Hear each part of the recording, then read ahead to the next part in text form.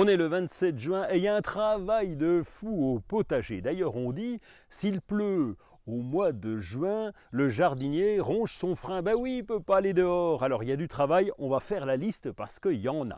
On a terminé, enfin on l'espère, la dernière canicule et là on a une alternance de pluie, de chaleur. Alors c'est bien pour les plantes, ça fait pousser, mais c'est aussi très bien, malheureusement, pour les champignons microscopiques qui commencent à se développer. On va voir les premières traces de mildiou sur les pommes de terre. Surveillons bien les tomates et en particulier les feuilles de la base pour éviter justement que ce mildiou se développe. Puisqu'on parle de tomates, eh bien évidemment, on va tailler les gourmands. Les gourmands se trouvent à l'aisselle des feuilles, juste le long de la tige principale.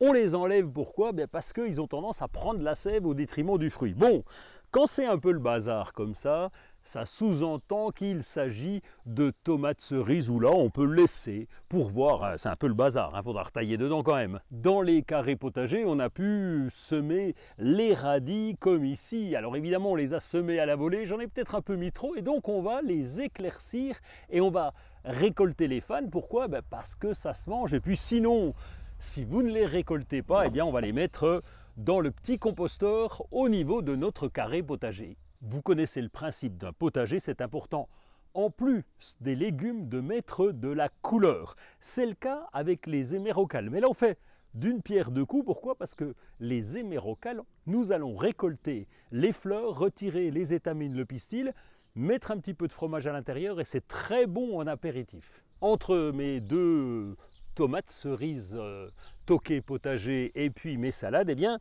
j'ai installé un holas de façon à ce que nos plantes puissent boire tranquillement, que les racines puissent se diriger près de ce holas qui va rester humide à condition de le remplir régulièrement, bien entendu. Chez la bourrache, qui est une plante mellifère qui va attirer les abeilles, on va manger les fleurs, elles sont comestibles, mais aussi les feuilles. On fait un excellent pesto avec la bourrache. Vous l'avez compris, en cette fin de mois de juin, il y a beaucoup de travail au jardin, il y a aussi beaucoup de récoltes comme les groseilles. Donc on va se retrouver dans 15 jours et en attendant, au boulot!